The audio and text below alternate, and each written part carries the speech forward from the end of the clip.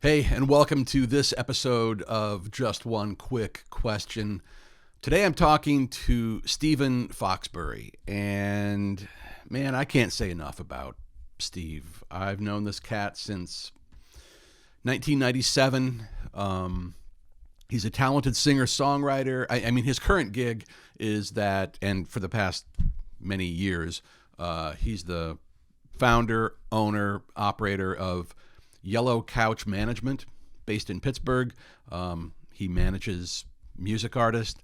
Um, Steve himself has been an indie recording artist, a major label artist, a songwriter. He's had publishing deals, owned a recording studio, which he still does, I think, but that's kind of on the back burner while he pursues this career as a manager. And he's just kind of seen the music industry from all sides. And he's just a great guy to talk to. And here is what happened when I asked Steve just one quick question. How do you stay inspired?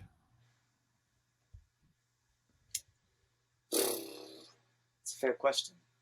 Um, I mean, I would consider myself pretty fortunate because I work in a creative field and I surround myself with artists whose work tends to blow my doors off. And so, like, one of my favorite things that happens to me is somebody will be on the road and they'll send me a voice memo that's a song that they just wrote. Oh, And, like, yeah. being on that early receiving end of music from these people, like, I get excited every single time that happens. The earliest, most raw form of a demo. Exactly. Yep. Wow. Yeah. And I have, I've got a ton of them, and those are always great. And I'm on the administrative end of the creative Yeah. pursuit. So my work can be, while it's administrative, it still has a creative element to it because, just about everybody that I'm working with in this industry, um, we share this passion. And so, like, there's a shorthand for a lot of things that we talk about, and people have had very similar experiences that have all gotten us to this point. Um, so, like, when the shutdown happened, we all panicked because, like, right off the bat, I canceled 250 shows for the artist that I was working with. Wow. It was just, 2020 was going to be a banner year. Like, I had plans in place for all sorts of good things to happen. But that's just not how it played out. And so, there was a huge oh shit moment. And so I started scrambling. And one of the things that I did was I called some of my fellow managers and we were just like, what are you doing? What's working? What's not? Live streaming was brand new. And so how are you doing that? What platforms are you using? What's a good mechanism for it? How are you setting up your hardware to do it? Like, all that stuff. And we found these talks really helpful, and we're having them regularly enough that we're like, somebody else was like, hey, would you be cool if I invited so-and-so to join this call? Yeah. And we're like, yep, sure. And so it went from like 4 of us to 7 of us. And then eventually, like, there were over 40 of us who would hop on a weekly Zoom call. No kidding. Yeah. Wow. And all independent artist managers. And so it was great because, like, we were able to leverage our collective mass to bring in, like, entire booking agencies would come up because there were new booking agencies that were forming. Like Paradigm, Right. one of the big ones, was absorbed by somebody else, and some of those people left, and they started a rival agency, and some started Mint, and, like, so all this stuff was happening. And so we'd have these people come on, and we would talk to, like, sync agencies who put, they Yeah. music and film and TV. Right. So we're broadening our networks with just in ways that we hadn't really anticipated, but also having this collective that's still in place. And we don't meet as often anymore. Like, it's a Sure. monthly thing now, but it's still like, I got to know these managers to the point where like, okay, this person's really good at this thing. So when I have an issue that pops up that relates to this, then I can call them up and we can work. That's amazing. I mean, Yeah. everybody needs that. Like Right. Well, a peer group. Yeah. And frankly, that was something that prior to the shutdown was missing. Like it felt to me all the time like I was just doing this job alone. Yeah.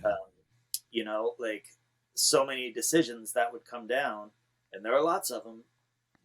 I would work it out with between the artist and I, and we would make our best guess at how to move forward with the information that we had. But having these people that I trust and can count on now is really, really cool. Helps a bunch. That's amazing. Yeah. So, that administrative collaboration that you began doing, or the exchange of ideas, has that led to any creative collaborations or like tour pairings or anything like that? Sure. Yeah, actually it has. You know, Peter Mulvey is co-written with it. We've definitely paired tours with it. Like Sean Rao has this web series, Can I Eat This? And our guests so far have come from the relationships that I made with those managers. Yeah. Every single one of them came from the folks that I met or deepened relationships with in that group. Right. So, absolutely, it's helped a bunch in that regard. Whoever could have predicted that some good came out of the pandemic? Right. There it is. Man, thank you for doing this. I really appreciate it. Yeah, it's a cool question to ask people, and especially now, I think when people have a tendency to feel overwhelmed, it's good to sort of focus on, how am I staying inspired in this space? What am I doing? So it's a good thing to be intentional about. I'm interested to see what everybody else says. I love that guy, and I'm so glad he did this. And the other thing I want to say, I didn't want to say it up front, but I'll say it now for anybody who stuck around this far. I know Steve wants the attention to go to his artist that he manages, and rightfully so. And I know this will probably bug the shit out of him that I say this, but I still maintain that the 1998 record from his band, My Friend Steve, an album called Hope and Wait, I maintain that is just one of the greatest, most well-crafted and produced. It's a great recording. Like the songs are great, the songwriting's great, but the production, the actual recording is just really good. The performances are great. Anyway, I believe just one of the all-time great pop rock albums. So, yeah, My Friend Steve was the name of the band, and the album was called Hope and Wait. Check it out. Check out his artist as well. Check out the Yellow Couch artist, but also check out Hope and Wait. And if you like what I'm doing, please subscribe, tell other people, and until next time, keep it crusty.